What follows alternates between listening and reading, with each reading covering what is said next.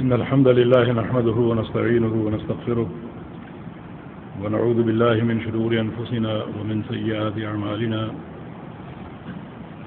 من يهده الله فلا مضل له ومن يضلل فلا هادي له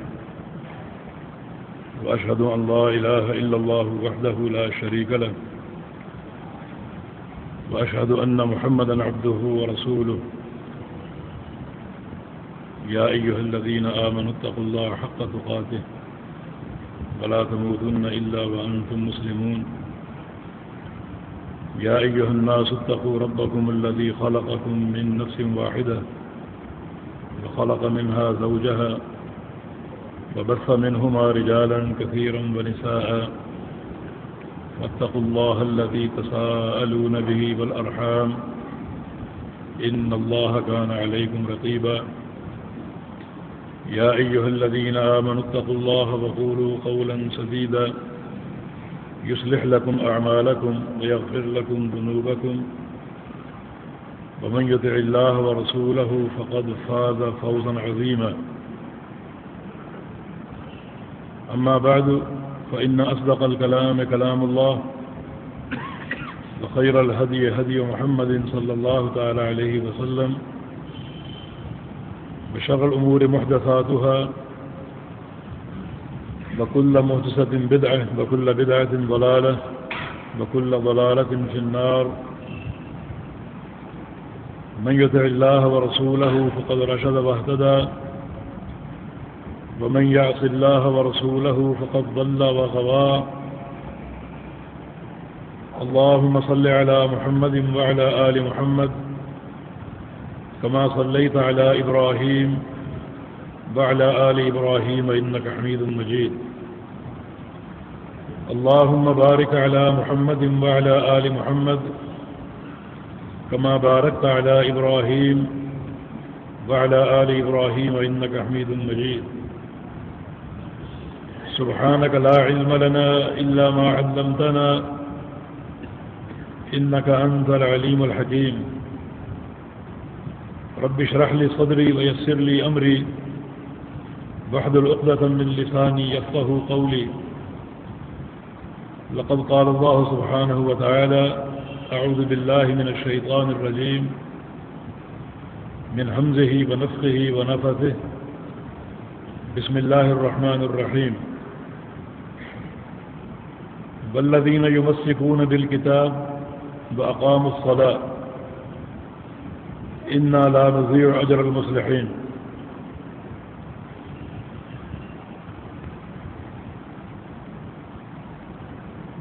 قابل قدر علماء کرام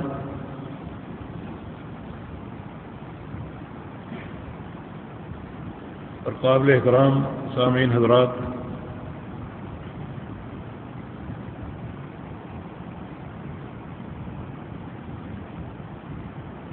سب سے پہلے جامعۃ الاحسان اس کی انتظامیہ، تمام مدرسین اور خاص طور پر عزیز القدر شیخ افضل ضیاء حافظہ اللہ کا شکر گزار ہوں کہ اس پروگرام کو دوبارہ شروع کر دیا ہے اللہ کی توفیق سے۔ اللہ رب العزت اس عزم کو قائم رکھے اور یہ توفیق عطا فرمائے، یہ سلسلہ جاری اور ساری رہے، اور جو ان پروگراموں کے اہداف اور مقاصد ہیں اللہ رب العزت ان کی تکمیل کر دے اور اخلاص کی بنیادوں پر ہم سب کو عمل کرنے کی توفیق دے۔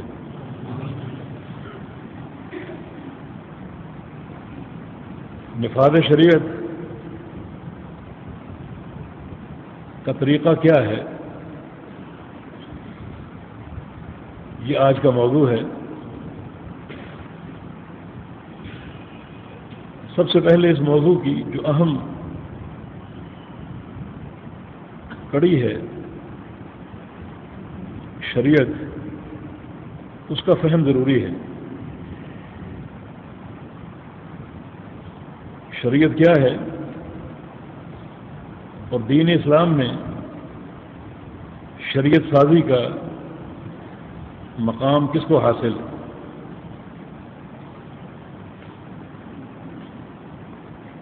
اگر ہم کتاب و سنت کے نصوص دیکھیں تو یہ مقام اور منصب صرف ایک ہی ذات کو حاصل ہے، اور وہ اللہ رب العزت ہے۔ اللہ تعالی شارع ہے۔ نبی علیہ السلام کو بھی شارع کہا جاتا ہے، لیکن دونوں کے معنی مختلف ہیں۔ جب لفظ شارع اللہ کی طرف منسوب ہوگا تو اس کا معنی شریعت بنانے والا، شریعت سازی کرنے والا، اور جب یہ لفظ رسول اللہ صلی اللہ علیہ وسلم کی طرف منسوب ہوگا تو اس کا معنی ہوگا شریعت کو بیان کرنے والا اور شریعت کو آگے پہنچانے والا۔ شارع صرف اللہ رب العزت ہے اس معنی میں کہ شریعت سازی اور شریعت کو بنانا۔ اللہ پاک کا فرمان ہے ان الحکم الا للہ ہے، حکم صرف اللہ کا ہے۔ اور حکم کی دو قسمیں ہیں، ایک حکم شرعی ہے اور دوسرا حکم کونی یا حکم قدری۔ یہ دونوں اللہ کی طرف ہیں۔ حکم شرعی بھی اللہ بناتا ہے اور حکم کونی بھی اللہ کے امر سے ہے۔ حکم شرعی سے مراد شریعت کے احکام حلال و حرام، اور حکم کونی سے مراد اللہ کی تقدیر، جس کے بارے میں رسول اللہ صلی اللہ علیہ وسلم کا فرمان ہے کہ ان اللہ کتب مقادیر الخلائق قبل ان يخلق السماوات والارض ب50,000 سنہ۔ اللہ رب العزت نے تمام خلائق کی تقدیریں لکھ دی ہیں، آسمان و زمین کی پیدائش سے بھی 50,000 سال پہلے۔ اب اس کائنات میں جو کچھ ہو رہا ہے وہ اللہ رب العزت کے اسی حکم کونی کے مطابق ہو رہا ہے، اور جو اللہ کا حکم کونی ہے وہ اللہ کی مشیت بھی ہے، بغیر مشیت کے نہیں۔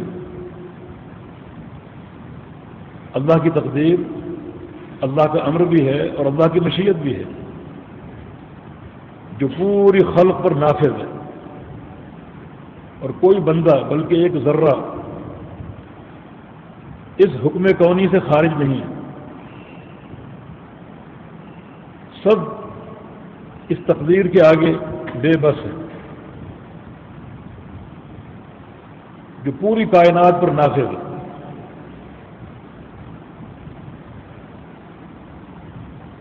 اور قیامت تک کے لیے، حتیٰ کہ جنت اور جہنم کے فیصلے، فارغ ربک من العباد، تیرا پروردگار بندوں کے سارے فیصلے کر کے فارغ ہو چکے۔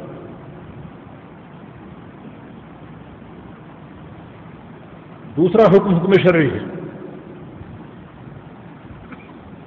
اللہ تعالیٰ کی شریعت، حلال و حرام، اوامر و نواہی، یہ حکم شرعی ہے، یہ بھی اللہ بناتا ہے، اللہ کے امر سے ہے۔ اور شریعت کو کون قبول کرے گا اور کون نہیں کرے گا یہ فیصلے ہو چکے ہیں اور تقدیر میں لکھے جا چکے ہیں۔ وہ بھی اللہ کا امر ہے اور اللہ کی مشیت ہے۔ اللہ تعالیٰ جانتا ہے کہ جنت کا اہل کون ہے، اس کو نیک ہدایت دے دی، اور جہنم کا اہل کون ہے، اسے ہدایت نہیں دی۔ جس کو ہدایت دی تو کیوں دی، یہ اللہ کا راز ہے، جس کو نہیں دی تو کیوں نہیں دی، یہ بھی اللہ کا راز ہے۔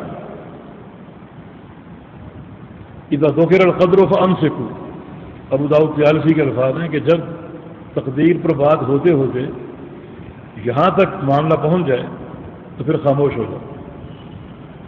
اللہ کے راز پر کوئی مطلع نہیں ہے، نہ کوئی نبی نہ کوئی فرشتہ۔ اللہ رب العزت نے ہمیں شریعت دی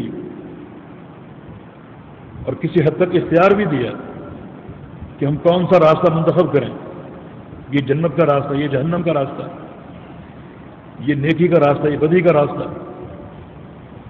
انبیاء کی دعوت ہم تک پہنچائی اور پورا اختیار دیا۔ قبول اور عدم قبول یہ لکھا جا چکا ہے اور یہ پروردگار کی مشیت ہے، جس کے اسباب ہم نہیں جانتے، لیکن اللہ کی حجت خلق پر قائم ہے۔ رسل مبشرین و منذرین لئلا یکون للناس علی اللہ حجت بعد الرسل، ہم نے رسولوں کو بھیجا جنہوں نے نیکی اور بدی تمام راستے واضح کر دی، تاکہ انبیاء کی بعثت کے بعد لوگوں کی اللہ تعالیٰ پر کوئی حجت باقی نہ رہے، حجت تمام ہو چکی۔ تو یہ حکم شرعی ہے، یہ دونوں اللہ کی طرف سے ہیں۔ جس طرح اللہ رب العزت اپنے حکم قدری کو پوری کائنات پر نافذ کر چکا ہے اور وہ قادر ہے، آسمانوں پر بھی زمینوں پر بھی، تحت الثری بھی، قیامت تک کے لیے وہ قادر ہے۔ اسی طرح پروردگار اپنے حکم شرعی کو بھی پوری کائنات پر نافذ کرنے پر قادر تھا، جس کی ایک مثال یہ ہے کہ اس نے اپنا حکم شرعی آسمانوں پر نافذ کیا ہوا ہے۔ آسمانوں کے فرشتے ان گنت، اور کسی فرشتے میں اللہ کی نافرمانی کا کوئی تصور نہیں۔ لا يعصون اللہ ما امرهم ويفعلون ما يؤمرون، اللہ تعالیٰ کے کسی امر کی وہ نافرمانی نہیں کرتے، وہی کرتے ہیں جو اللہ کا امر ہوتا ہے۔ اپنا پورا حکم اللہ تعالیٰ آسمانوں پر قائم کر چکا ہے، اور قائم بھی ایسا کر چکا ہے کہ فرشتوں کے دلوں میں اللہ کی ہیبت ہے، اللہ کا خوف اور خشیت ہے۔ اتنی خشیت ہے کہ جب انہیں علم ہوتا ہے کہ اللہ تعالیٰ کوئی فیصلہ نافذ کرنے والا ہے تو فرشتے یہ سن کر ہی بھی ہوش ہو جاتے ہیں، پھر آہستہ آہستہ ہوش میں آتے ہیں۔ تب تک اللہ رب العزت کا فیصلہ نافذ ہو چکا ہوتا ہے، اور وہ معلوم کرتے ہیں فیصلہ کیا ہوا، اور حق کی آوازیں آتی ہیں کہ اللہ کا جو فیصلہ وہ حق ہے، سچا ہے، وہ صدق ہے، ہمارے لیے قابل قبول ہے۔ یہ فرشتوں کی خشیت، اطاعت کا عالم یہ ہے۔ رسول اللہ صلی اللہ علیہ وسلم نے فرمایا کہ کیف انعم وقد التقم القرن صاحبہ، میں تمہیں کیسے خوش دکھائی دوں جبکہ میں یہ بات جانتا ہوں کہ سور پھونکنے والا فرشتہ اپنے منہ میں سور دبا چکا ہے، وہ سور اللہ نے اس کے سپرد کر دیا ہے کہ تم نے ہمارے امر سے سور پھونکنا ہے تاکہ قیامت قائم ہو جائے۔ فرشتہ اس وقت سے کھڑا ہے، سور منہ میں دبائے ہوئے، اور اللہ کے امر کا منتظر ہے۔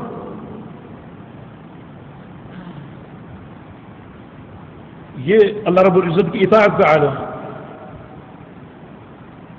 جو آسمانوں پر پوری طرح قائم ہے۔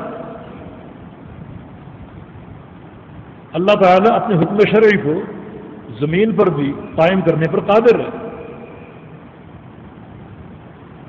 جب بھی قائم ہوا یا جب بھی قائم ہوگا وہ اللہ کے امر سے ہوگا، اس کی توفیق سے ہوگا،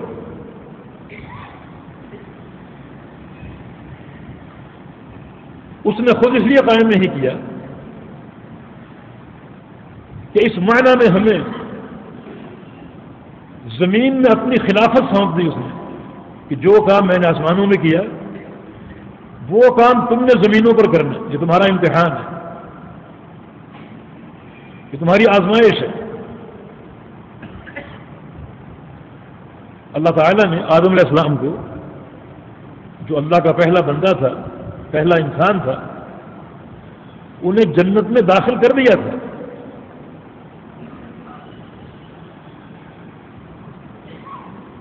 صرف ایک اطاعت کا امر ان کے امتحان کا باعث بنا، جہاں سے چاہو کھاؤ اور پیو، صرف اس درخت کے قریب نہیں جانا، لا تقربا هذه الشجرة، اسے چکھ لیا۔ اللہ رب العزت نے جنت سے نکال دیا، جنت کے لباس اتار لیے،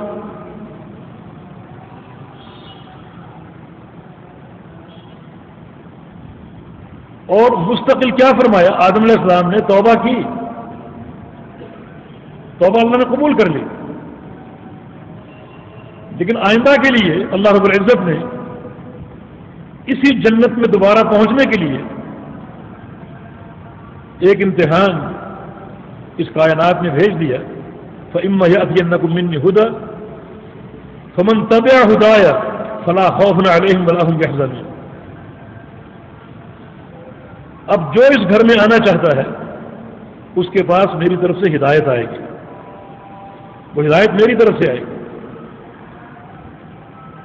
یہاں دو باتیں، ایک ہدایت کا آنا، دوسرا اللہ کی طرف سے ہدایت یا ہدایہ زمین پر نہیں بنتا،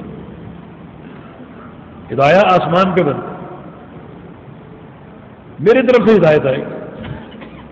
جس نے اس کو قبول کیا، اس کی اتباع کر لی، اس کی پیروی کی، امتثال امر کر لیا، وہ ہر خوف سے، حزن سے آزاد ہو جائے گا اور جنتوں کا دوبارہ وارث ہو جائے گا۔ تو ہدایت اللہ کی طرف سے آتی ہے، اور شریعت اس جامع حقیقت کا نام ہے جس کو اللہ نے بنایا۔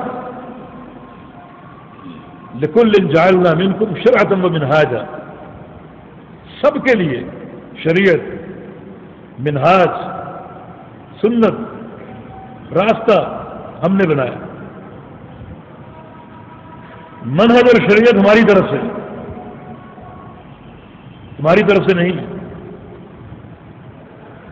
یہ آسمان سے نازل ہوگی اور زمین والے اس پہ عمل کریں گے،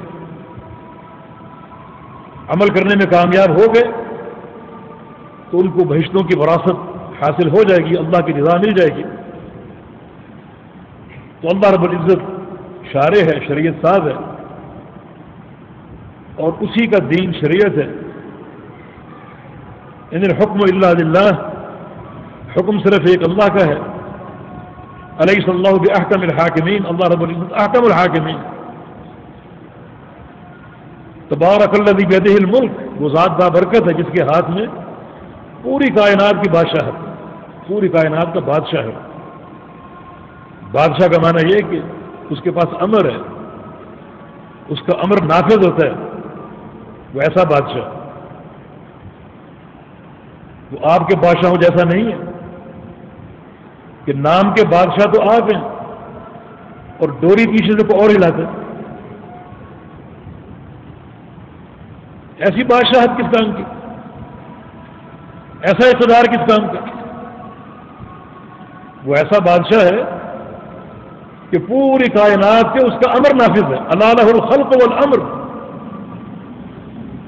یہ پوری دنیا اس کی خلق ہے اور اسی کا امر نافذ ہے، اس کے امر سے کوئی خارج نہیں۔ تو شریعت اللہ کی طرف سے آئی اور آتی رہی۔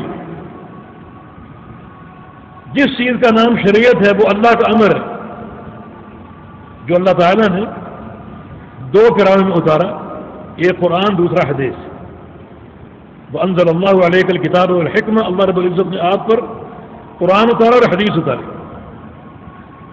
یعنی قرآن و حدیث اللہ کی شریعت ہے. جس شریعت کی تنفیذ کا طریقہ کار ہم جاننا چاہتے ہیں، پہلے اس شریعت کو جانو کہ یہ قرآن و حدیث ہے جس کی تنفیذ کرنی. تو پھر یہ کون کر سکے گا؟ وہ لوگ یا وہ جماعت یا وہ قوم یا وہ حاکم جس کا اپنا دامن کتاب و سنت سے خالی ہو.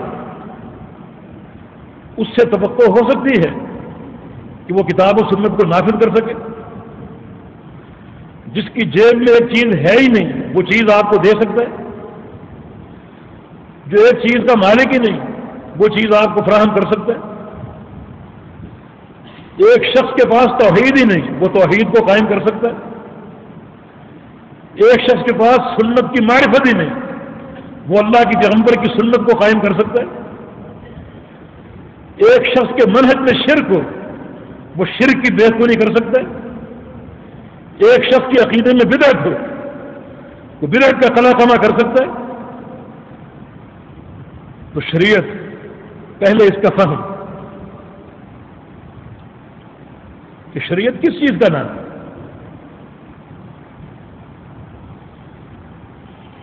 ہم شریعت کی تنفیذ کا مطالبہ کرتے ہوئے پہلے دیکھیں تو صحیح جس سے مطالبہ کر رہے ہیں ان کے پاس یہ دولت ہے، یہ فہم ہے.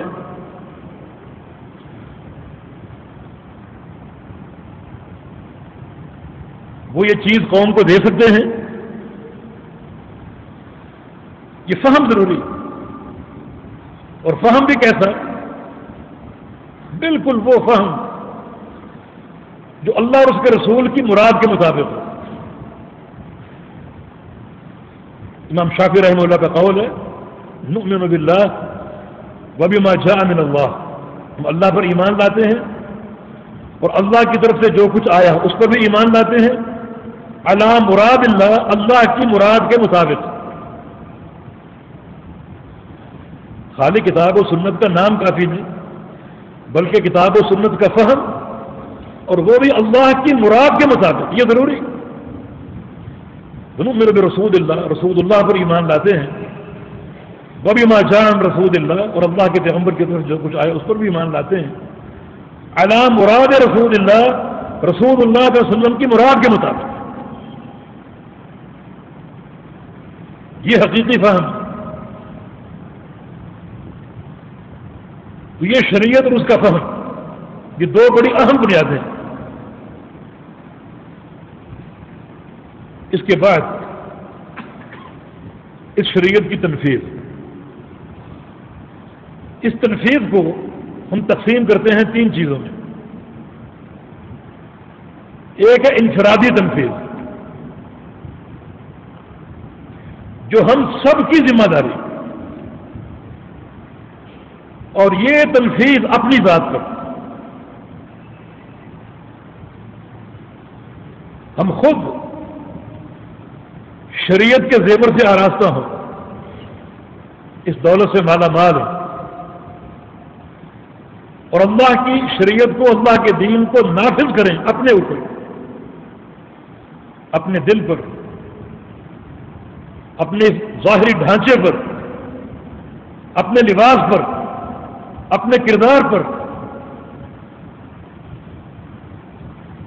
جسم کے ایک ایک عضو کو اللہ کی امانت قرار دے کر اس پہ اللہ کا امر قائم کر. اس جسم کا مالک اللہ ہے، خالق اللہ ہے. ہمارا تصرف اپنے جسم پر اسی حد تک ہے جیسے ایک ادارے کا ناظم مالیات وہ سارے خزانے کا کنٹرولر ہوتا ہے لیکن مرضی سے خرچ نہیں کر سکتا. خرچ کرے گا جو اوپر ایک شورا ہے یا ایک قوت نافذہ ہے. یہ جسم ہمیں دیا گیا ہے اس لیے نہیں کہ ہم اس کے مالک ہیں، مالک وہ ذات ہے جس نے عطا فرمایا، ہمیں اس کا تصرف دیا گیا ایک امانت کے طور پہ، ہمیں ایک امین بنایا گیا، ہم اس کے امین ہیں، اس کے محافظ ہیں، امین ہیں، اس امانت کا حق ادا کریں۔ آنکھیں ہماری نہیں ہیں، اللہ نے دی ہیں، اللہ نے بتایا کہ ان آنکھوں سے کیا دیکھنا اور کیا نہیں دیکھنا، یہ نہیں کہ اپنی آنکھیں جو چاہے دیکھیں، نہیں، کس چیز کے دیکھنے میں اللہ کی رضا ہے وہ دیکھیں، اور کس چیز کے دیکھنے میں اللہ کی ناراضگی اس کو نہ دیکھیں۔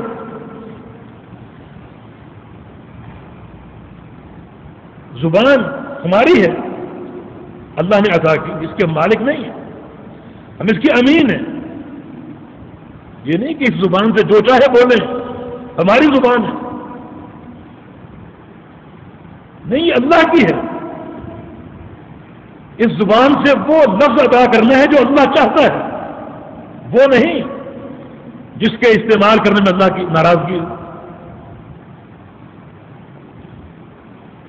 کانوں سے کیا سننا ہے، اپنے ان پاؤں سے چل کر کہاں جانا ہے، ان ہاتھوں سے کیا چیز لینی ہے کیا دینی ہے، اس پیٹ میں کون سا لقمہ جائے گا اور کون سا نہیں جائے گا،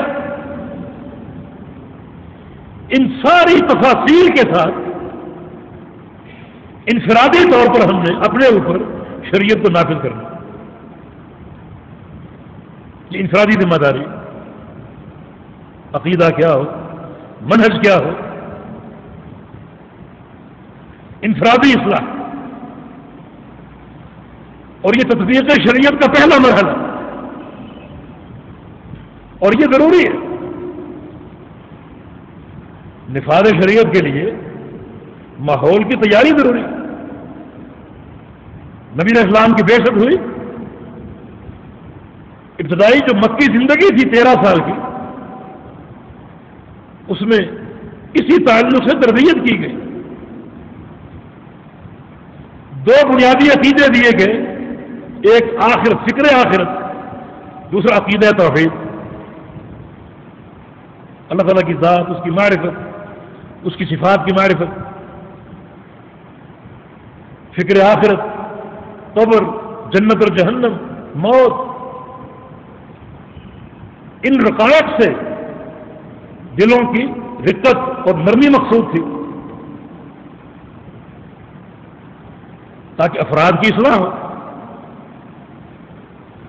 اور اب تو پورا دین ہمارے پاس موجود ہے، عقیدہ بھی آ گیا، عمل بھی آ گیا، احکام بھی آ گئے، تجارت کے مسائل بھی آ گئے، کھانے پینے کے آداب بھی آ گئے، سفر کے آداب آ گئے، حضر کے آداب آ گئے، مسجد میں کیا کردار ہو، بازار میں کیا کردار ہو، گھر میں کیا کردار ہو، یہ سارے مسائل آ چکے ہیں، ان کو پڑھتے جاؤ اور عمل کرتے جاؤ، یہ شریعت کی تنفیذ ہے۔ جو شخص اللہ کے دین کو اپنے اس 6 فٹ کے ڈھانچے پر نافذ نہیں کر سکا یا نہیں کر سکتا، وہ کسی سے تنفیذ دین کا کیا مطالبہ کر سکتا؟ کچھ عرصہ قبل ایک جماعت کو خط سوار ہوا ٹی وی کو سنسار کرنے کا، وہ ایک ٹی وی لے آتے ٹوٹا پھوٹا، اسے کسی چوراہے پر نصب کر کے اس پر پتھر مارتے کہ اس لعنت کو ہم نے رجم کر دی۔ ہمارے ایک دوست نے بتایا کہ میرے پاس آئے کہ آؤ ٹی وی رجم کرنے چلے، اس نے کہا میں چلتا ہوں ساتھ آپ کے، لیکن میں وہ ٹی وی رجم کروں گا جو آپ کے گھر میں ہے، جو چوراہے پر آپ نصب کریں گے وہ نہیں، جو آپ کے کمرے میں ٹی وی نصب ہے اس کو رجم کروں گا۔ لاجواب ہو گیا، یہ ڈرامہ ہے سر، ٹی وی کو رجم کرنا ہے تو اپنے گھر سے نکالو، پہلے انفرادی اصلاح کے مرحلے کو سمجھو، انفرادی اصلاح۔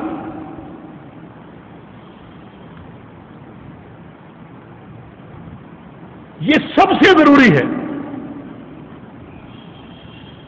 قیامت کے دن آپ کا حساب آپ کے ولی الامر سے نہیں ہوگا، آپ سے ہوگا.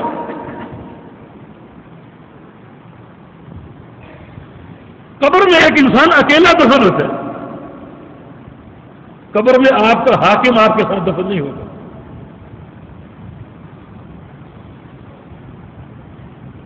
اپنا حساب ہر مرے کو خود دینا. یہ سارا سفر تنہ تنہا ہے.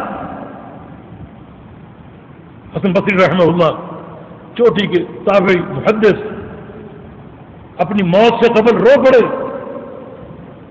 مرض الموت میں کسی نے پوچھا کیوں رو رہے ہیں؟ کہا کہ نفیست ضعیفہ ترحل الی اللہ، یہ کمزور سی جان اپنے پروردگار کی طرف جا رہی. اب یہ سارے مراحل اکیلے طے کریں.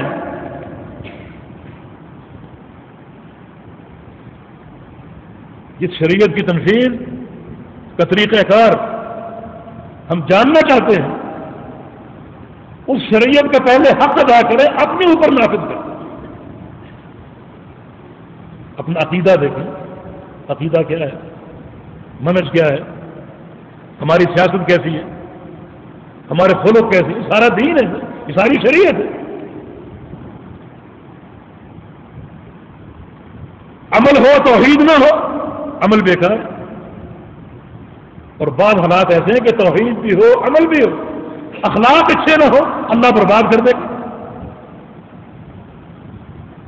تو پوری ادخلوا فی السلم کافہ، اسلام میں پورے آ جائے. یہ خطاب عام ہے سارے اہل ایمان کو، اسلام میں پورے آ جائے، پورے داخل ہو. آئینے کے سامنے کھڑا ہو جائے، اپنے لباس کو دیکھیں، اپنے چہرے کو دیکھیں، اسلام میں پورے آ جائے. اس طرح کے پورا اسلامی رنگ ہو. تمہارا کوئی وصف کوئی فعل ایسا نہ ہو جو باہر سے جو ہے وہ مستعار ہو.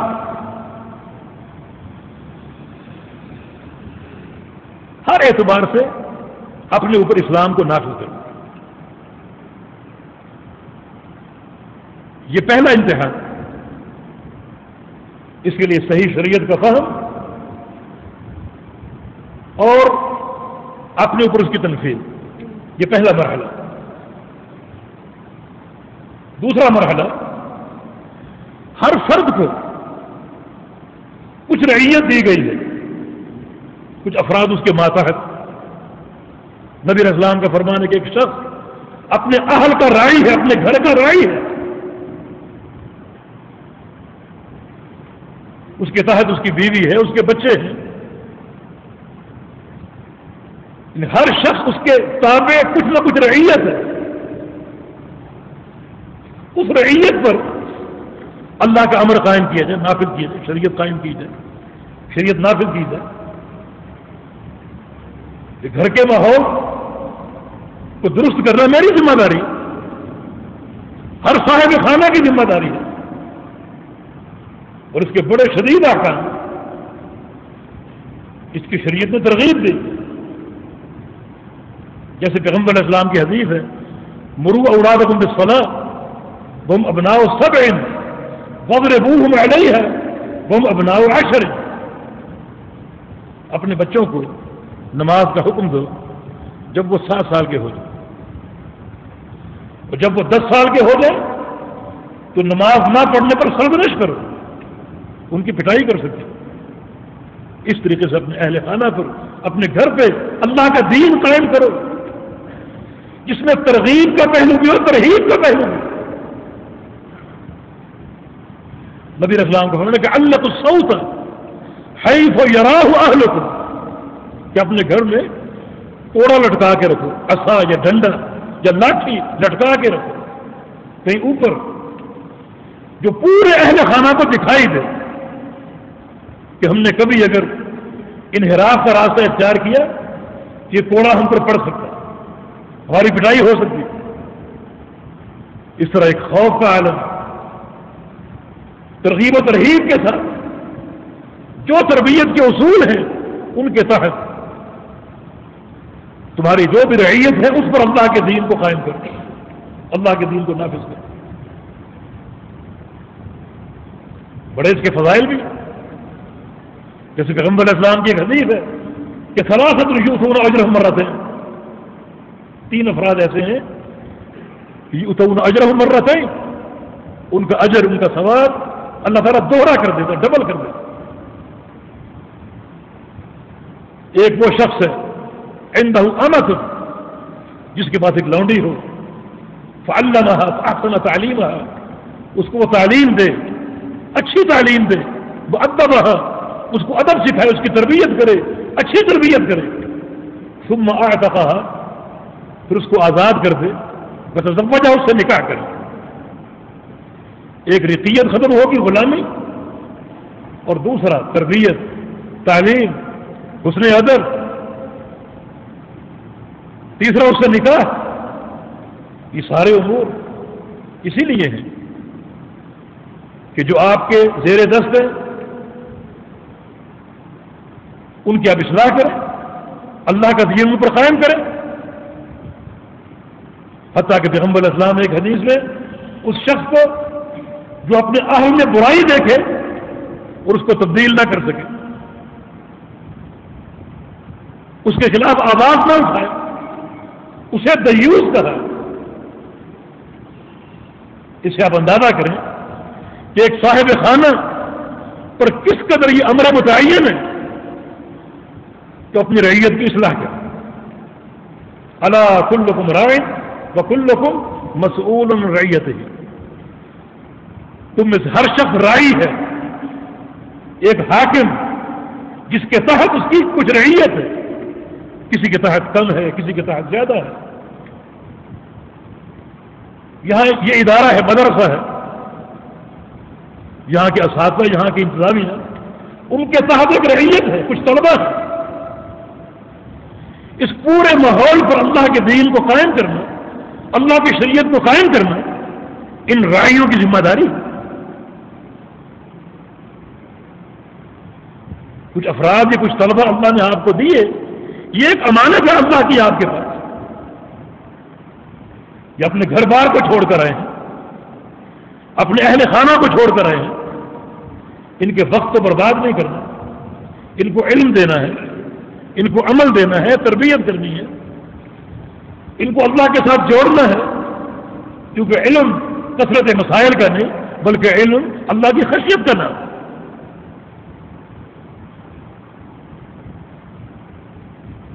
تو اس تعلق سے ہر شخص راعی ہے، اور ہر راعی کے ماتحت کچھ افراد کم بھی ہیں، زیادہ بھی ہیں،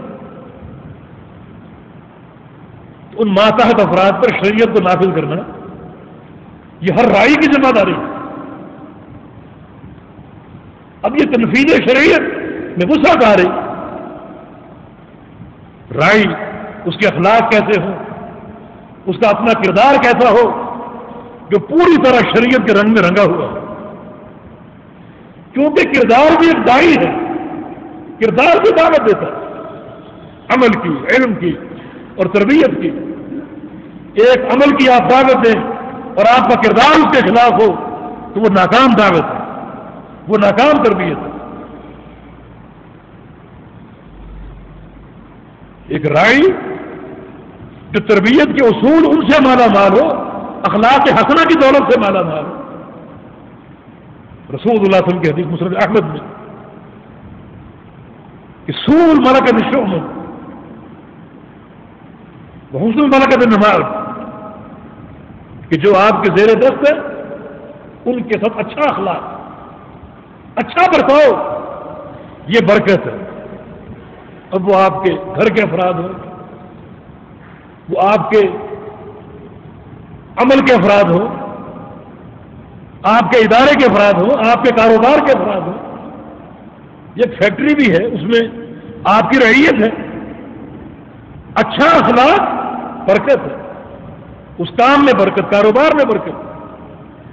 وسوء ملکۃ الشؤم، اور برا اخلاق، برا رویہ یہ نحوست ہے، اس سے برکتیں ختم ہو جاتی ہیں. یہ نحوست جو تربیت کے اصول ہیں، مناہج ہیں، ان کی روشنی میں تربیت ہو. اللہ تعالیٰ نے ہر شخص کو راعی بنایا ہے، ہر رعی اپنی رعیت کی اصلاح کرے، ان کی تربیت کرے، ان پر اللہ کا دین نافذ کرے، شریعت نافذ کرے. تنفیذ شریعت میں بنیاد عقیدہ ہے، عقیدے کی تعلیم ہے. اس بنیاد کی اصلاح کے بغیر کوئی عمل قابل قبول نہیں. یہ ترتیب ضروری ہے. پیغمبر اسلام کی دعوت کا آغاز قولوا لا الہ الا اللہ سے.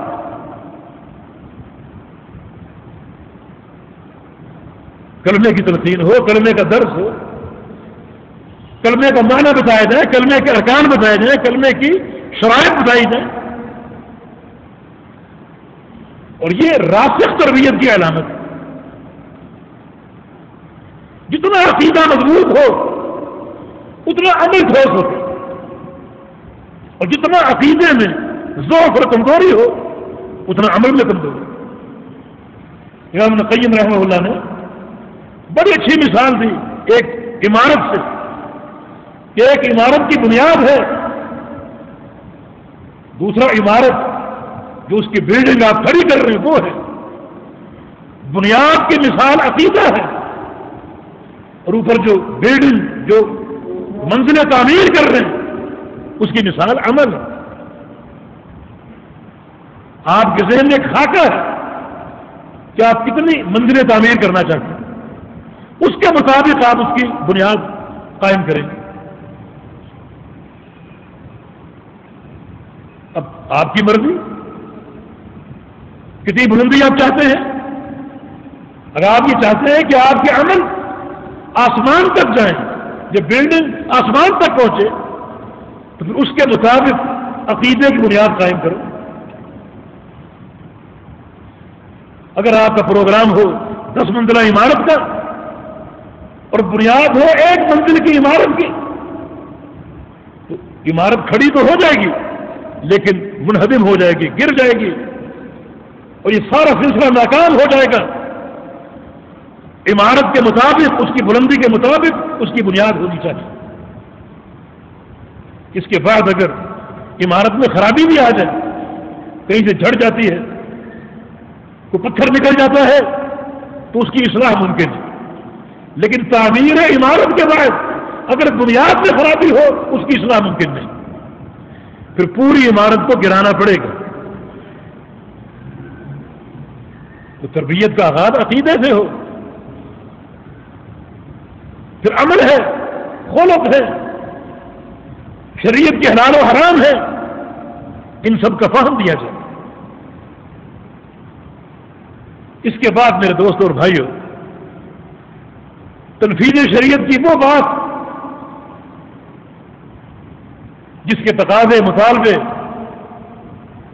آج سب کے دل کی تمنا ہے کہ ہمارے ملک میں اسلام نافذ ہو، توحید قائم ہو، اللہ کی شریعت نافذ ہو. اس کا کیا طریقہ کار؟ لیکن کچھ کام ایسے ہیں جو سلطہ اور اقتدار کے سپرد ہیں. عقیدے کی اصلاح بزور بازو حاکم وقت کی ذمہ داری، اور ذمہ داری ہے ہی. کوئی حاکم اپنے آپ کو اس ذمہ داری سے مستثنا قرار نہیں دے سکتا، یہ اس کی پہلی ذمہ داری. دین اسلام میں اقتدار اشخاص کا نہیں ہوتا، اقتدار پروردگار کا ہے.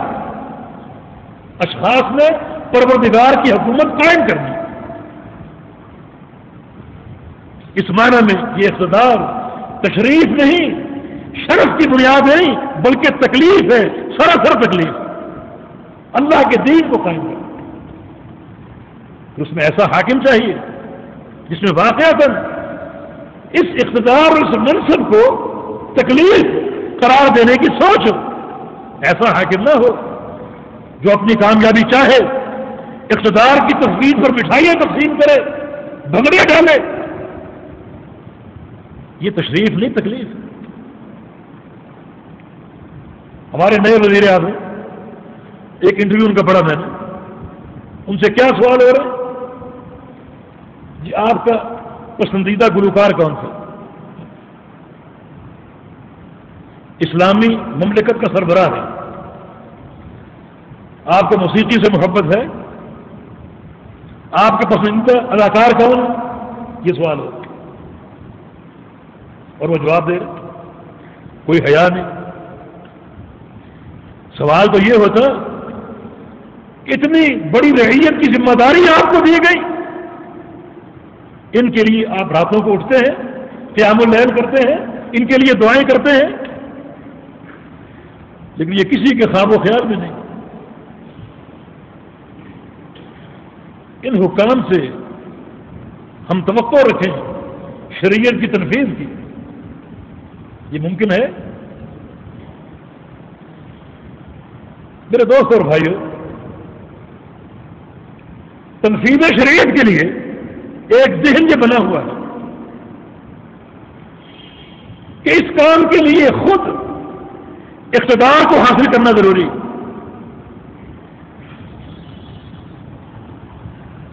اچھا پھر کیا کیا جائے؟ پھر حصول اقتدار کی کوشش کی جائے. یہ کوشش اسلام میں جائز ہے. اچھا کوشش کیسے کی جائے؟ کہ ہر 5 سال بعد انتخابات ہوتے ہیں، ان میں شریک ہوا جائے، لوگوں کے ووٹوں سے آگے بڑھے، اسمبلی تک پہنچے، اور پھر جب سلطہ ہمارے ہاتھ میں ہو تو شریعت کو نافذ کر دیں. اب ساری جدوجہد کا محور حصول اقتدار. تنفیذ شریعت میں یہ اساسی شرط کہاں سے آپ نے لے لی؟ اب بہت سے لوگ کچھ دینی کچھ غیر دینی حصول اقتدار کے لیے کوشاں ہیں، رسا کشی قائم ہے، اپنی طرف کھینچا جا رہا ہے. بہت سی اسلامی جماعتیں اس میں ملوث ہیں، اور کچھ لوگ تو خلافت اور امارت کی جماعتیں قائم کر کے اپنی بیعت تک لے رہے ہیں. ہمارا ہدف کیا ہے؟ قیام خلافت، قیام امارت. یہ ہدف لے کر گھر سے نکلتے ہیں. ان میں سے کوئی بات شریعت کی بات نہیں. قیام خلافت شرعی مقاصد میں سے نہیں ہے. خلافت تمہارے قائم کرنے سے نہیں قائم ہوتی، یہ اللہ کی ودیعت ہے، اللہ کی دین ہے. اللہ دے گا، تب دے گا جب تم اس قابل ہو. اس کے لیے کوششیں کرنا، نعرے لگانا، بیعتیں لینا. بیعت بھلا جائے گا کسی عالم کی، کسی مرشد کی، کسی پیر کی بدعت ہے. بیعت صرف ولی الامر کی ہے، صرف ولی الامر کی.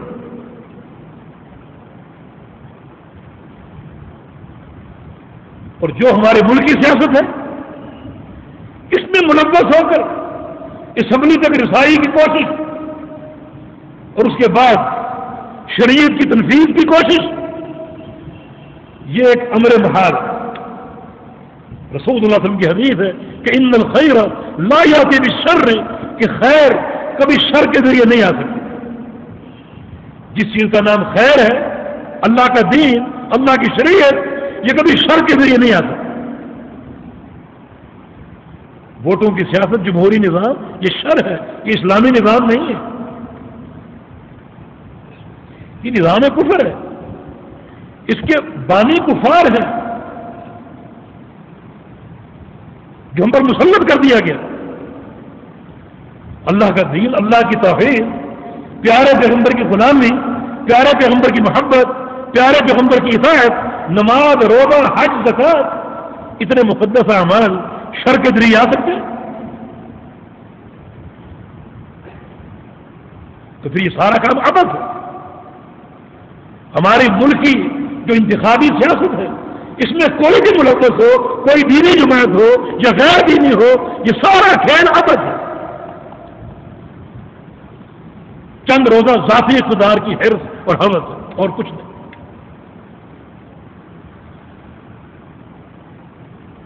پیغمبر اسلام کی حدیث لینقضن اور الاسلام عروۃ عروہ،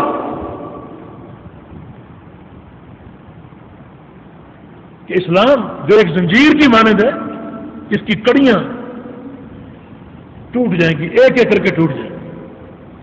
ایک مربوط اسلام اللہ کے پیغمبر چھوڑ کر کے ایک پوری زنجیر ہمیں دے کر کے ہر کڑی باہم مربوط، فرمایا لینقضن اور الاسلام عروۃ عروہ، کہ اسلام کی یہ زنجیر ایک ایک کڑی کر کے ٹوٹ جائے گی۔ اولہن نقض الحکم، سب سے پہلے جو کڑی ٹوٹے گی وہ حاکمیت ہے، یہ ٹوٹ جائے گی۔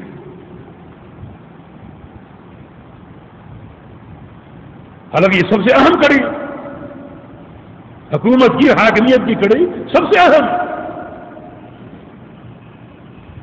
ایک حاکم اور ایک رائی کا اپنے خالق اور مالک سے تعلق ہوتا ہے، اور وہ اس کی شریعت کو نافذ کرنے میں اس کی خلافت اور اس کا امر لے کر آتا ہے، شخصی اقتدار نہیں ہوتا۔ اللہ تعالیٰ نے جو کام آسمانوں پر کیا وہ کام زمین پر کرنے کے لیے وہ اللہ کی نیابت لے کر آتا ہے، لیکن یہ کڑی ٹوٹ جائے گی، اور یہ کڑی ٹوٹ چکی ہے۔ آج حکم کی کڑی یا حاکمیت کی کڑی ایک ایسے نظام سے مربوط ہو چکی ہے جو دینی اور شرعی نہیں۔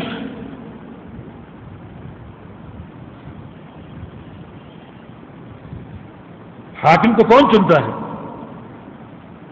جن کے پاس حکومتی امور کا فہم ہو،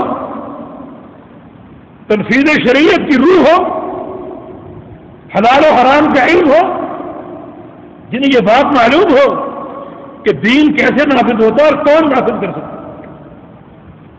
یہ صلاحیت کس کے پاس ہے؟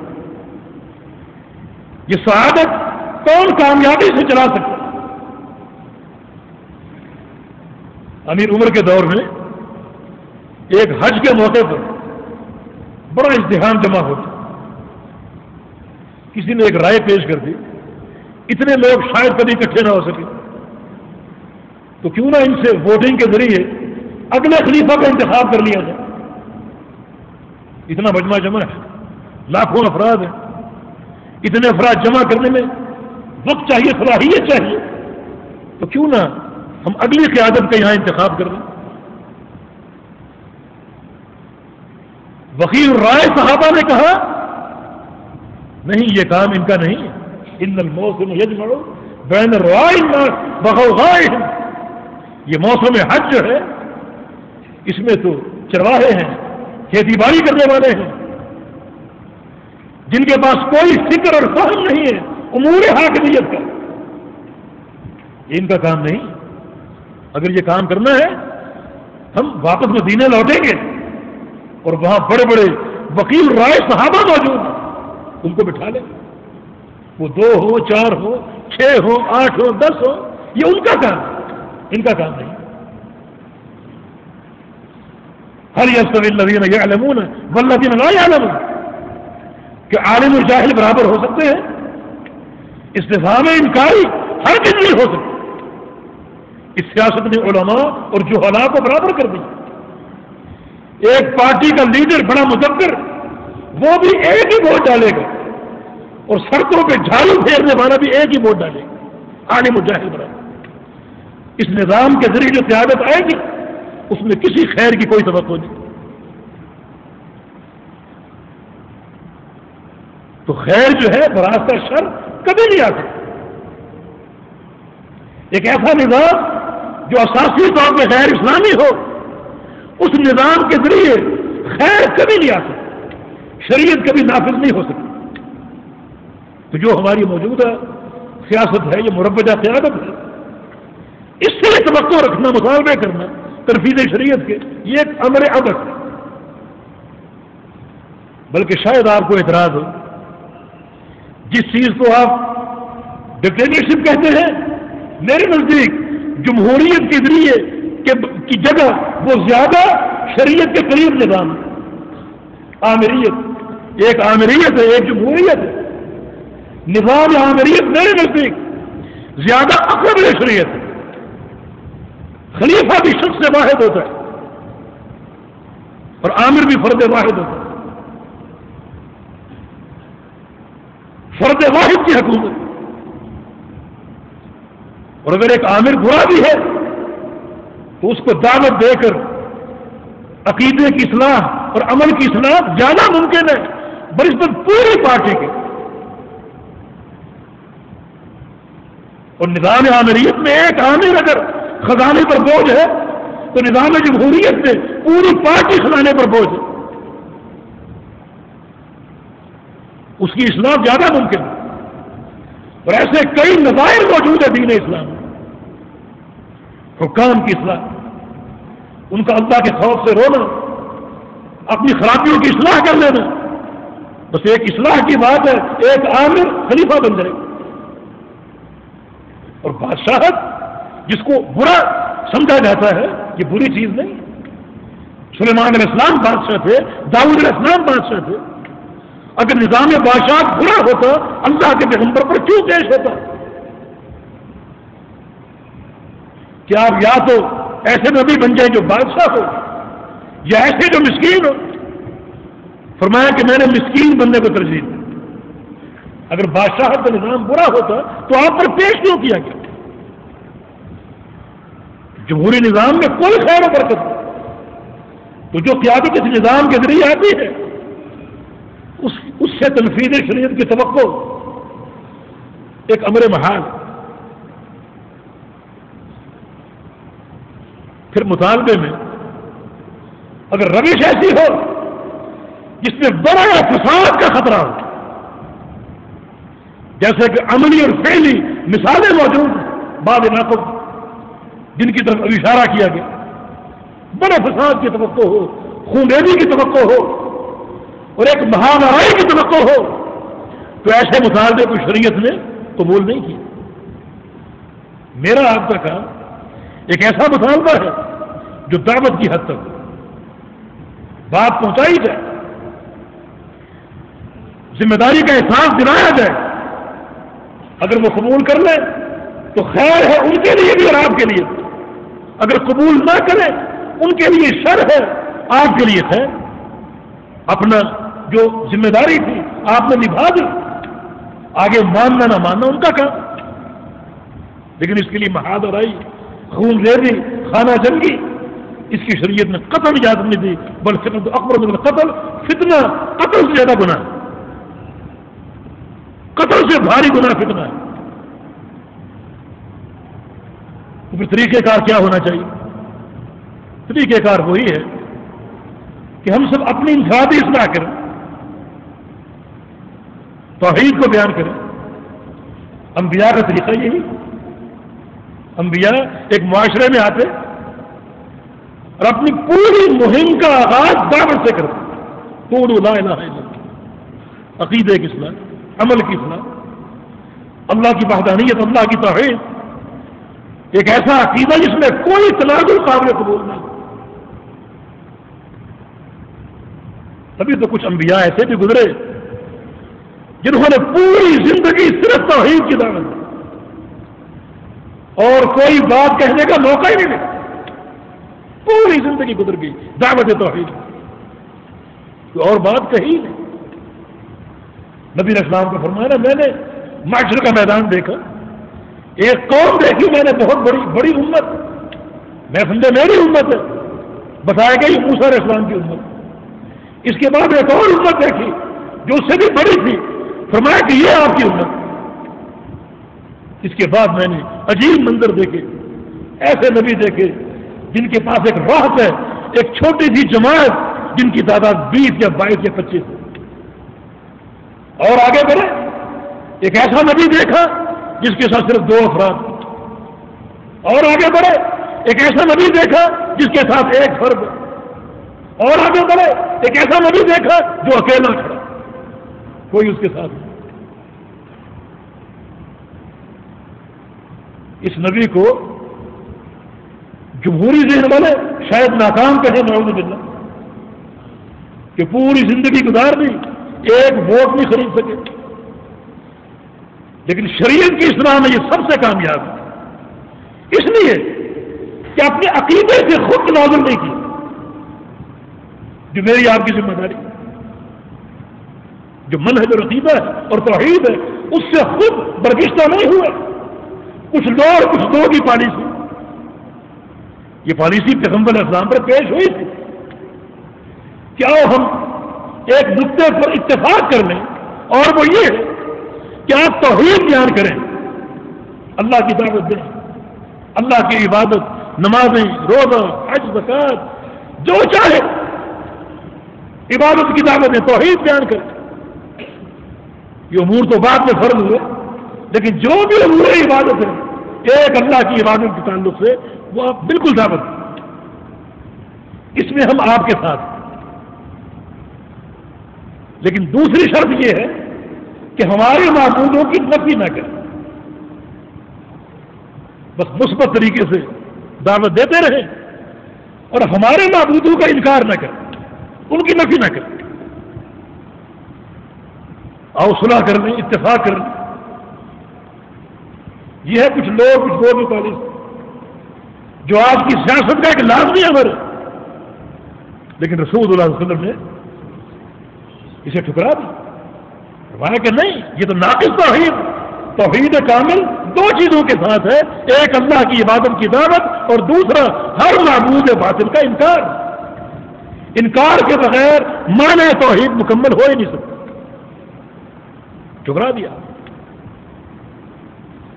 آپ کو لالچ دیا گیا، خزانہ لے لیجئے، مکے کا اقتدار لے لیجئے،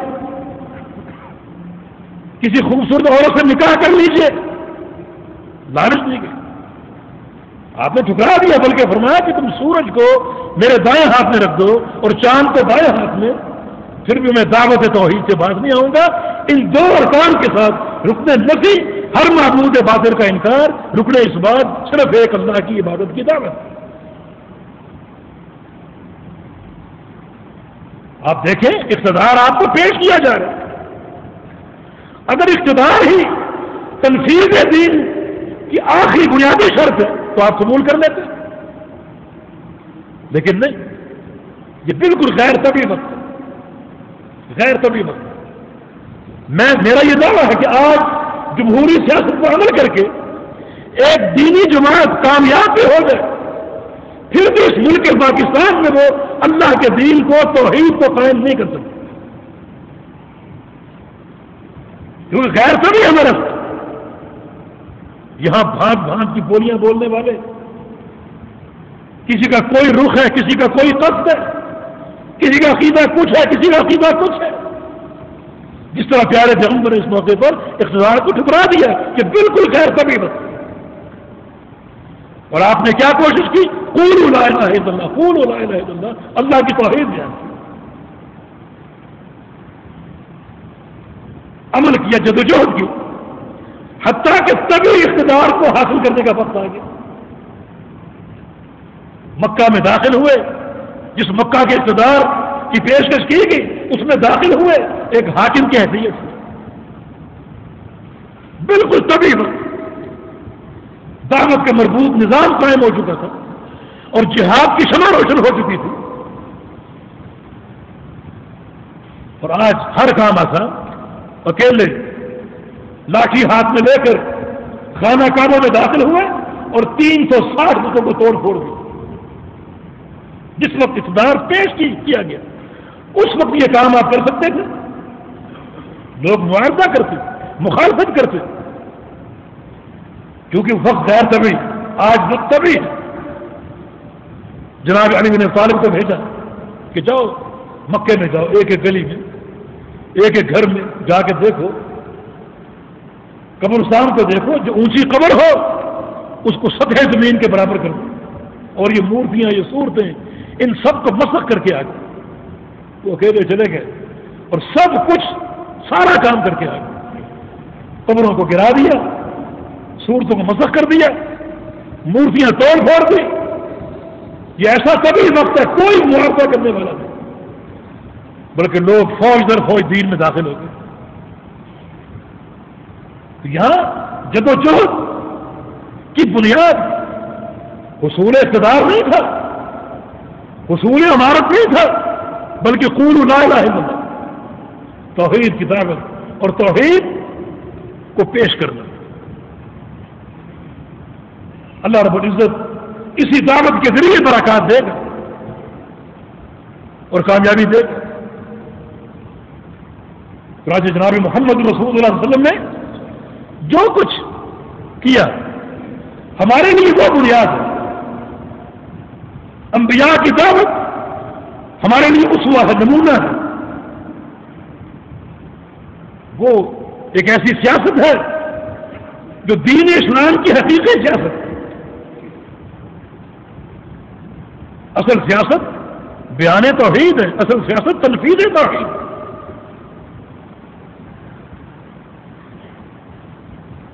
یہ ایک طویل جدوجہد ہے جس کی بنیاد پر پیارے پیغمبر محمد رسول اللہ صلی اللہ علیہ وسلم شریعت کی تطبیق میں کامیاب ہو گئے. اب کیا ہے؟ توحید نافذ ہو چکی. اب کیا ہے؟ اللہ کی حدیں قائم ہو چکی. چور کا ہاتھ کاٹا جا رہا ہے، زانی کو سنسار کیا جا رہا ہے، شرابی کو کوڑے مارے جا رہے ہیں اور کوئی معاوضہ کرنے والا نہیں. ایسا نہیں کہ کوڑے ثواب میں مارے جا رہے ہیں اور یہاں مقدمے قائم ہو رہے ہیں. یہ کون سی تنفیذ ہے؟ اصل سلطہ جو اللہ عطا فرماتا ہے ان جہود کے بعد جو پیارے پیغمبر کی سیاست کا ایک لازمی حصہ تھا. آپ کی سیاست بیان توحید تھی، ووٹوں کی سیاست نہیں تھی، پارلیمنٹ کی سیاست نہیں تھی. اس پر قائم ہو کر دین کا کام نہیں ہو سکتا. کوئی اسلامی عدالت بنتی بھی ہے تو اس کے فیصلے سپریم کورٹ کی توثیق کے بعد نافذ ہوتے. کتنی شریعت کی تدہیق اور توحید، یہ سارے امور غیر طبیعی. میرے نزدیک واحد جو راستہ ہے وہ اپنی اصلاح کا، اپنے اہل خانہ کی اصلاح کا، اور پھر ان دروس کا توحید بیان کریں. اللہ کا دین بیان کریں، لوگوں کی اصلاح کریں. نتیجہ کیا ہوگا؟ اگر ممکن ایسا وقت آ جائے آپ کی زندگی میں کہ اللہ رب العزت آپ کو اقتدار کا اہل قرار دے کر خلافت سونپ دے، اور اگر ایسا وقت نہ آئے تو خلافت کا قیام کوئی تنفیذ شریعت کی بنیاد نہیں. کتنے انبیاء نے خلافت قائم کی بتائیے؟ چند نام ہے نا، 2 3 4. تو باقی انبیاء کو کیا کہیں گیا؟ تو اللہ کی بندو اپنے منہج کو پہچانے. منہج اقامت حکومت نہیں، منہج اقامت دین. اقامت دین میں اگر بڑھتے گئے، کامیاب ہوتے گئے، اللہ تعالیٰ نے اس اہل قرار دے دیا کہ دین قائم ہو چکا، اب سلطہ کی اہلیت ہے تو اللہ وہ عطا فرما دے. پھر ایسی عمارت اور ایسا نظام قائم ہو جائے گا جو مطلوب ہے، جس میں واقعی چور کا ہاتھ کاٹا جائے، زانی کو سنسار کیا جائے، اللہ کی حدود قائم کی جائے. ایسا ایک خلیفہ ہو، حاکم ہو جو سال میں کم از کم ایک بار اللہ کی راہ میں جہاد کرے. یہ بھی شرائط میں باقاعدہ شامل ہے. ایک اسلامی حکومت کا سربراہ، اس کی شرائط میں سے ایک شرط یہ ہے کہ سال میں کم از کم ایک بار اللہ کی راہ میں جہاد کرے. فقہا نے اس شرط کا ذکر کیا، لیکن کب؟ وہ پہلے اپنی مملکت کو پاک صاف کر دے، شرک سے، بدعت سے، توحید قائم کر دے. اب حق بنتا ہے کہ وہ باہر جہاد کرے. یہاں بت خانہ ہو اور باہر جا کر جہاد کیا جائے، یہ غیر طبیعی عمل. اس بت خانے کو پاک صاف کرنے کے بعد اور یہاں عدل کا نظام قائم کرنے کے بعد اب وہ اللہ سے یہ تقاضا کر سکتا ہے کہ یا اللہ، میں نے اپنی سرزمین پر تیری توحید کو قائم کر دیا، اب مجھے توحید دے. میرے پڑوس میں ملت کفر ہے, ملت شرک ہے, ان پر حملہ کر کے وہاں بھی اللہ کی توحید کو قائم کرے. اور وہاں بھی فوری حملہ نہیں, ان کو پہلے دعوت, اب دعوت قبل القتال, قتال سے قبل دعوت, پہلے دعوت دی, پھر جزیہ ہے, اس کے بعد قتال. تو سال میں کم از کم ایک بار اس لیے کہ جو لوگ جزیہ دیتے ہیں ان پر جزیہ سال میں ایک بار فرض ہے. اسی سے استنباط کرتے ہوئے کہ چونکہ جزیہ جہاد کا بدل ہے, قتال کا بدل ہے, تو چونکہ جزیہ ایک بار فرض ہے کہ قتال بھی کم از کم ایک بار فرض ہے. دیکھیں اس توسع کی بنیادیں کیا ہیں. یہ سارے امور پیش نظر ہو تو سب سے جو کامیاب حل ہے, جو اقرب حل ہے, وہ دعوت, اپنی اصلاح, اپنی رعیت کی اصلاح, اور اسی منہج کو قائم رکھا جائے. یہ سب سے قریبی حل ہے. ایسے لوگوں سے مطالبے کرنا یہ خام خیالی, وہ یہ ہماری بھول ہے. بیچارے جو لوگ 8 سال بیت اللہ کے پڑوس میں گزارے, 8 سال بار بار عمرے کر رہے ہیں, خانہ کعبہ کے سامنے دعائیں کر رہے ہیں, اور پاکستان آتے ہی مشن کا آغاز داتا دربار سے کریں, اور ہم توقع رکھیں کہ یہ توحید کا کام کریں گے, اس سے بڑی حماقت ہے کوئی؟ یہ ساری جہود کا ضیاع ہے, کوشش ضائع ہو رہی ہے, سرمایہ ضائع ہو رہے ہیں, اوقات ضائع ہو رہے ہیں. ان جہود کو, اس سرمایہ کو, ان اوقات کو صرف کریں اللہ کی توحید کی خدمت, ان کی خدمت میں نہیں جو شرک سے بھرے پڑے, جن کے ذہن گندے ہیں, دل گندے ہیں, جن کی سوچ گندی ہے. ان سے بڑا اقامت توحید اور اقامت دین کی کیا توقع کی جا سکتی؟ افہام و تفہیم, نصیحت, خیر خواہی, دعوت.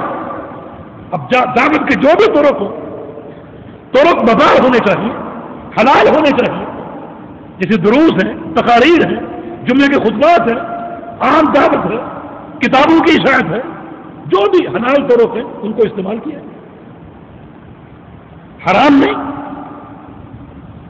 جیسے بعض طرق ایسے ہیں جن کی بنیاد فوٹو پر, تصویر پر ہے, اور تصویر کو شریعت نے حرام قرار دیا.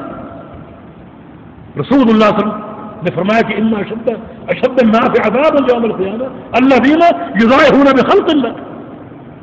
قیامت کے دن سب سے سخت عذاب ان کو ہوگا جو اللہ کی خلق کے ساتھ تشبہ اختیار کرے.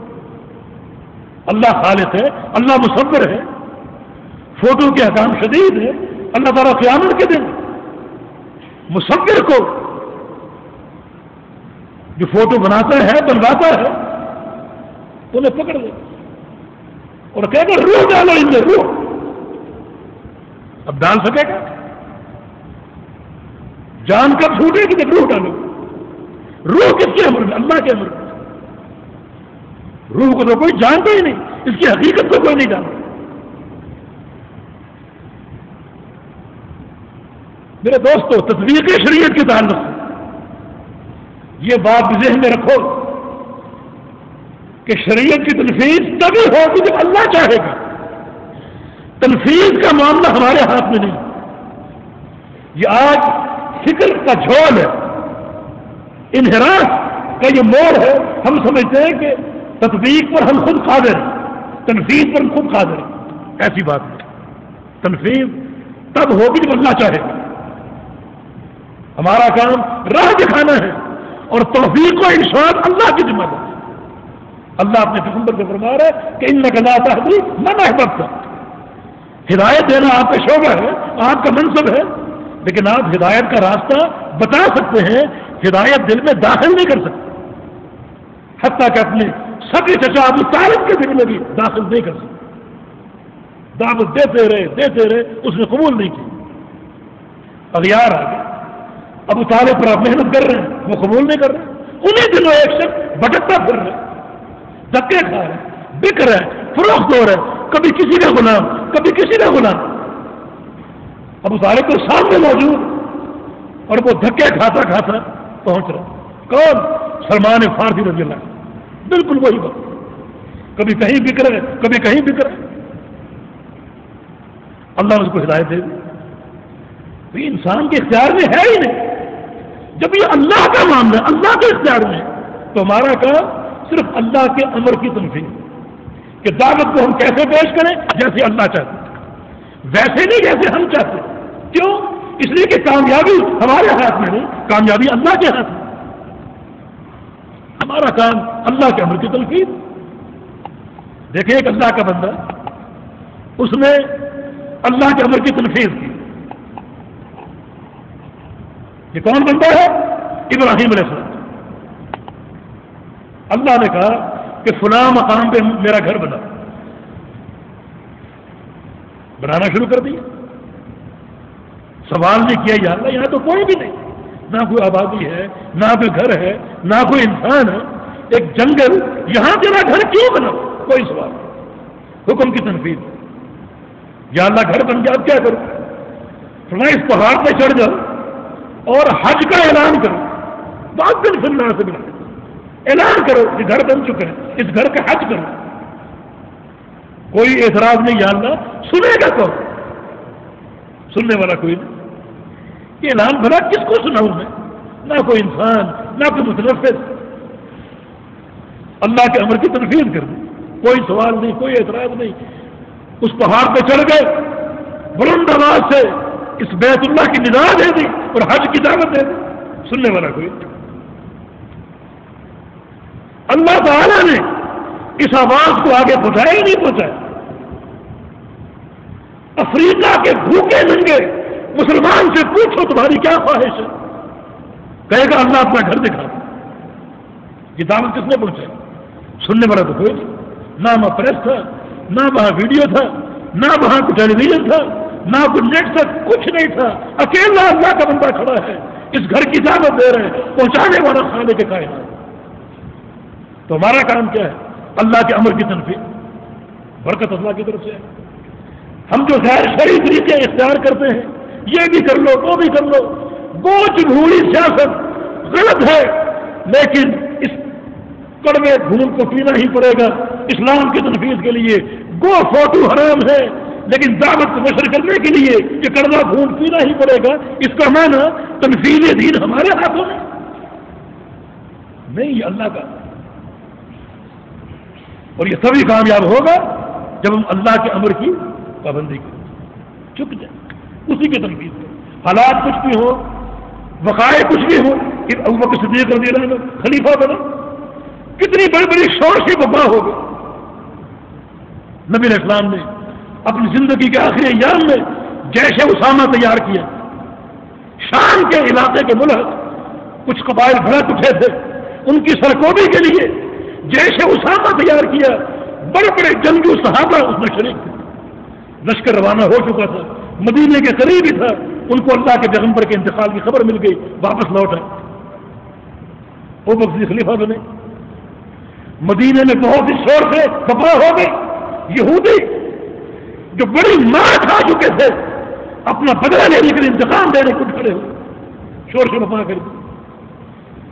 ابو بکر صدیق نے جو پہلا امر جاری کیا وہ کیا تھا؟ کہ جیش اسامہ جائے گا، لشکر اسامہ روانہ ہوگا. لوگوں نے کہا بڑے بڑے کمانڈر جنگجو صحابہ اس میں شریک ہے، ان کی مدینے میں ضرور پڑ سکتی ہے. مدینے میں شور سے وبا ہو چکی ہے، تو ان کو بھیجنا اس وقت تیرے مصلحت نہیں، ان کو نہ بھیجو، ابھی بعد میں بھیجو. فرمایا نہیں، جو اللہ کے پیغمبر نے ایک امر نافذ کر دیا اب وہ کس لیے اس کو تبدیل نہیں کر سکتے. یہ شریعت کی تنفیذ، اللہ کے رسول کے امر کی تنفیذ. کچھ لوگ مان ہی نہیں سکتے ہم زکات نہیں دیں گے. کچھ تو مرتد تھے نا، کچھ مان ہی نہیں زکات تھے، زکات نہیں دیں گے. نماز پڑھیں گے، زکات نہیں دیں گے. ابو بکر نے فرمایا کہ میں ان سے قتال کروں گا، لڑوں گا ان سے. لوگوں نے کہا ابو بکر نرمی اختیار کرو، دائیں بائیں اور بہت سی سازشیں ہیں، ان کا مقابلہ کر لو. فرمایا نہیں، لو قاتل اللہ من فرق بین الصلاۃ والزکات، جن لوگوں نے نماز اور زکات میں تفریق کی ہے ان سے میں ضرور قتال کروں. حتیٰ کہ اگر وہ نبی علیہ السلام کے دور میں اونٹ زکات میں دیتے تھے، آج اونٹ دے دیں لیکن اونٹ کی رسی نہ دے، اس پر بھی قتال کروں. اتنی استقامت. علی بن مدینی کا قول ہے ابوبکر صدیق اگر اس موقع پر استقامت نہ دکھاتے تو آج پتہ نہیں زکوٰۃ کے تعلق سے امت مسلمہ کا عقیدہ کیا ہوتا. اس اکیلے فرد کی استقامت سے اللہ تعالیٰ نے پوری امت کو ڈوبنے سے بچا دی. اللہ کے اوامر کی تنفیذ. ابوبکر صدیق رضی اللہ عنہ نے جیش اسامہ بھی بھیجا، مانی نے زکوٰۃ سے قتال کا عزم بھی کر لیا، اللہ کی تعریف کر لو ان کی طرف مڑ گیا، کامیاب ہو گئے، صاحب سے ختم ہو گئے، جیش اسامہ کامیاب ہو گیا، اللہ کی تائید آ گئی. تو تنفیذ حقیقی اللہ کی طرف سے، اس کی امر سے. ہمارا کام کوشش. اللہ اپنے پیغمبر سے فرما رہا ہے ان علیک الا البلاغ، آپ کا کام پہنچا دینا. فرمایا کہ ہے پیغمبر تم کیوں ہلکا ہو رہے ہو ان لوگوں کے ایمان نہ لانے پر؟ اتنے غمزدہ کہ تم لگتا اپنے آپ کو ختم کر لو گے. یہ کام تو ہمارا ہے.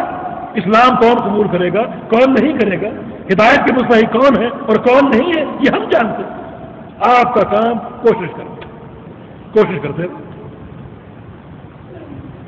تو یہ ایک اساس ہمارے پاس موجود ہے، قرآن و حدیث کی دولت ہمارے پاس موجود ہے. اور یہ کوشش ان لوگوں کی کامیاب ہوگی جن لوگوں کے ایک ہاتھ میں قرآن ہے، ایک میں نبی علیہ السلام کا فرمان. یا ایھا الذین آمنوا من یرتد منکم عن دینہ فسوف یأتی اللہ بقوم یحبهم ویحبونه. ایمان والو اگر تم سب کے سب مرتد ہو جاؤ، دین کو چھوڑ دو، تو اللہ رب العزت اس دین کو دوبارہ قائم کر دے گا، نافذ کر دے گا. لیکن کیسے؟ بقوم، ایک جماعت کے ذریعے، ایک قوم کے ذریعے. اس قوم کی پہچان کیا ہوگی؟ یحبهم ویحبونه. اس قوم کو اللہ سے محبت ہوگی اور اللہ کو اس قوم سے محبت ہوگی. اور آپ جانتے ہیں اللہ کی محبت کی بنیاد کیا ہے؟ قل ان کنتم تحبون اللہ فاتبعون.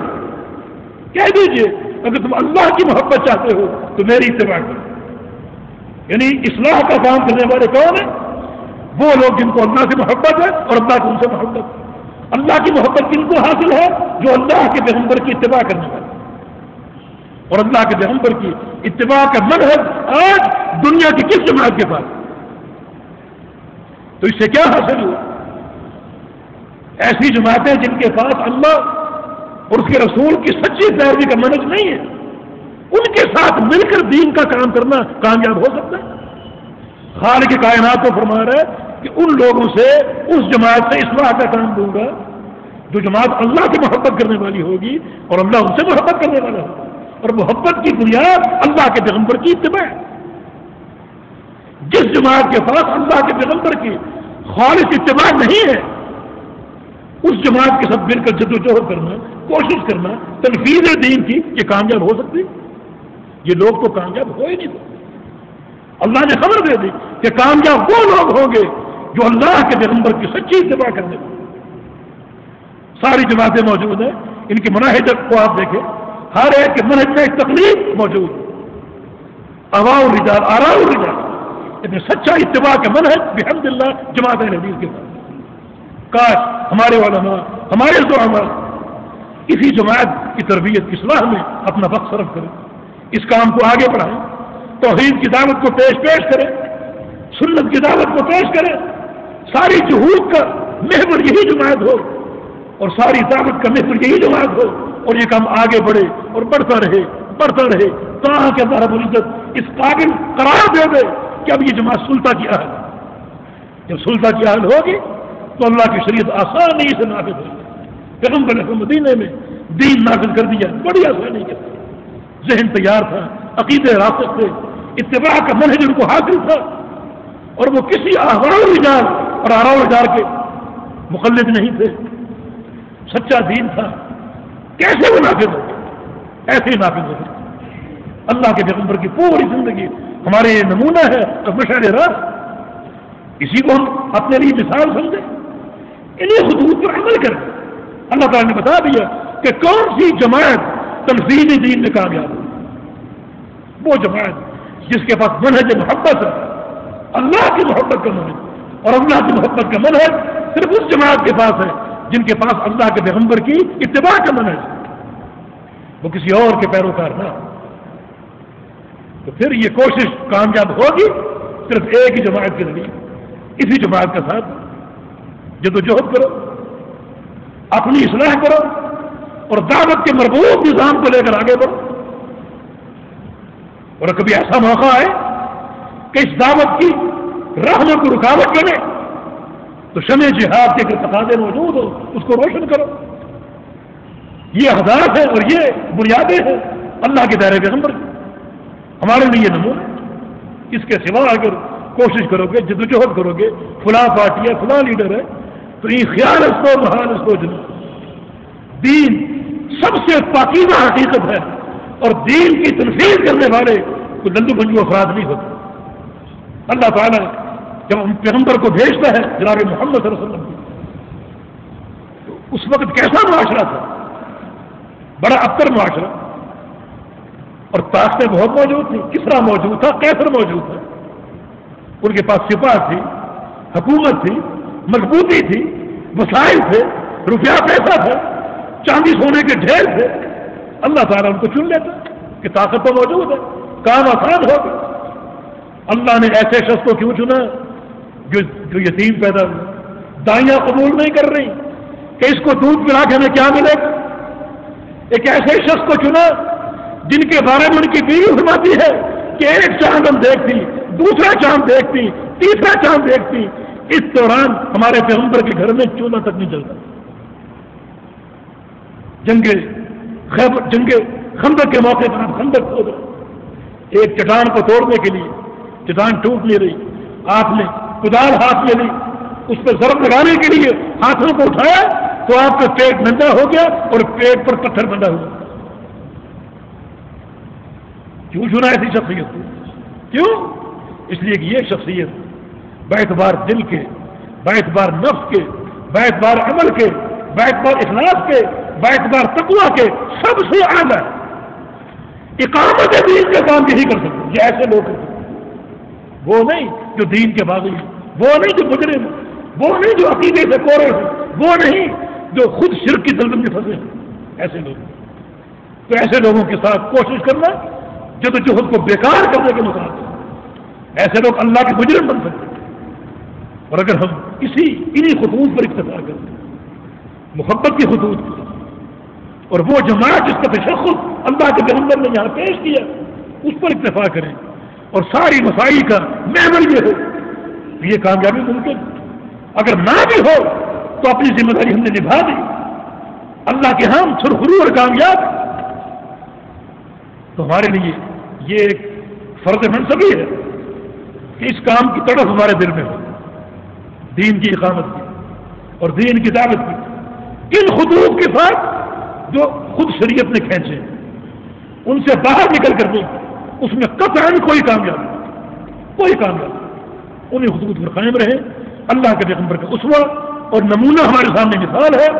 ہماری تمام تر جہود کا محور ہمارے افراد ہوں، ان کو لے کر آگے بڑھیں، آگے چلیں تو انشاءاللہ یہ مقام پھیلتا جائے گا۔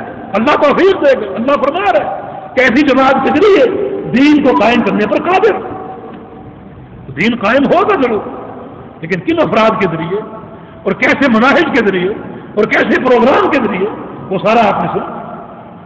تو اللہ تعالیٰ ہمیں ان خطوط کو سمجھنے کی اور اپنانے کی توفیق عطا فرمائے۔ اللہ یہ توفیق دے کہ ہماری جدوجہد جو دروس اور اس قسم کے دیگر شرعی وسائل کے ساتھ ہے وہ کامیابی سے ہمکنار ہے۔ یہ ممبر و محراب بڑی سے برکات ہے، بڑی برکات۔ لوگ کہتے ہیں کہ تمہاری آواز اس مسئلے سے باہر نہیں نکلتی۔ اللہ اکبر، اللہ کے پیارے پیغمبر نے ساری زندگی اسی ممبر و محراب کو استعمال کی۔ برکت دینے والا اللہ ہے۔ وہ لوگ حقیقت میں ان شرعی امور سے واقف ہی نہیں، اس روحانیت سے واقف نہیں۔ اس آواز کو اللہ باہر نکالنے والا ہے اور اللہ تعالیٰ کی توفیق سے باہر نکلے گی۔ ابراہیم علیہ السلام کی آواز کو سننے والا کوئی نہیں تھا، اللہ نے پوری کائنات میں اس آواز کو پہنچا دیا۔ ایسے ایسے لوگ حج بیت اللہ کرنے آئے جو گھر سے نکلے تھے، داڑھی پوری کالی تھی، بیت اللہ میں پہنچے داڑھی سفید ہو گئی۔ کون ہے اس آواز کو پہنچا دے؟ اللہ رب العزت۔ ہمارا کام اللہ کی اطاعت ہے، اسی پر ہم لگے۔ یہ دین ہمارے لیے ایک نثار ہے۔ صحابہ کے منہج ہمارے ساتھ وہ حقیقی داروکار تھے، حقیقی پیرو نبی علیہ السلام جو بتاتے اس کو قبول کرتے، جو بتاتے اس کو قبول کرتے. ہمارے یہی منہج ہے، ہم قبول کرتے جائیں، عمل کرتے جائیں اور آگے بڑھتے جائیں، اور یہ کامیابی کا راستہ یہاں ممکن ہے. لیکن اگر ہم اس سیاست کے رہنے میں قرار دیں یا اس پروگرام کے ذریعے آگے آنے والوں سے توقع رکھے کہ اللہ کی توحید قائم کرے تو یہ خیال رستو مہارت ہو جائے. تو اللہ رب العزت ہمیں سچے دین کا فہم عطا فرما دے اور اس دین کی تنفیذ کی توفیق دے ان حدود کے ساتھ جو اللہ کے پیغمبر نے کہتے ہیں اور جو کتاب و سنت ہمارے پاس موجود ہے. اللہ ہمیں عمل کی توفیق دے، عقیدے کی اصلاح کر دے، علم نافع عطا فرما دے، عمل صالح عطا فرما دے اور اس پروگرام کو آگے بڑھانے کی اور پھیلانے کی توفیق عطا فرما دے. اقول قولی هذا واستغفر الله لي ولكم واخر دعوانا الحمد لله رب العالمين.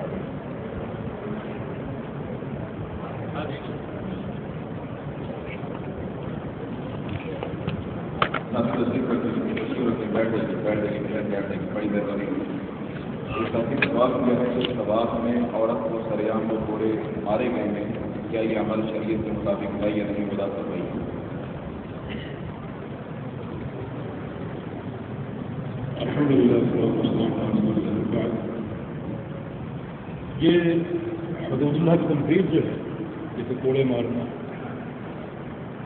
شرابی کو یا غیر شادی شدہ مردی عورت کو، یہ چور کا ہاتھ کاٹنا یا دانی کو سنسار کرنا، اللہ کی حدود، اس کی تنفیذ جو وقت کی قیادت ہے، سلطہ جس کو کہا جاتا ہے، اقتدار، اس کی ذمہ داری. اس کے تحت جو قضات ہیں وہ شرعی تقاضے پورے کر کے اگر کسی شخص کو، مرد یا عورت کو، اس تعذیب یا اس شرعی حدود کے قابل سمجھتا ہے تو اس کے امر سے وہ نافذ ہو. یہ اقتدار موجود ہے، اس اقتدار کے ساتھ اسلامی قضاء اگر موجود ہو تو اسلامی جو قواعد ہیں اس سزا کو نافذ کرنے کے، ان تمام تقاضوں کو پورا کر کے اگر قاضی وقت اس سزا کا فیصلہ کرتا ہے تو پھر وہ نافذ ہے.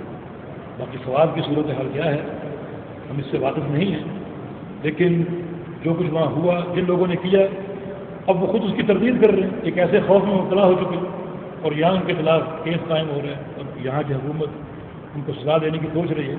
تو یہ ایک قسم کا فتنہ اور فساد ہے. بہتر یہ ہے کہ اللہ کی حدود کی تنفیذ جو ہے وہ اسی طریقے سے ہوں جو طریقہ اللہ کے پیغمبر کے دور میں تھا.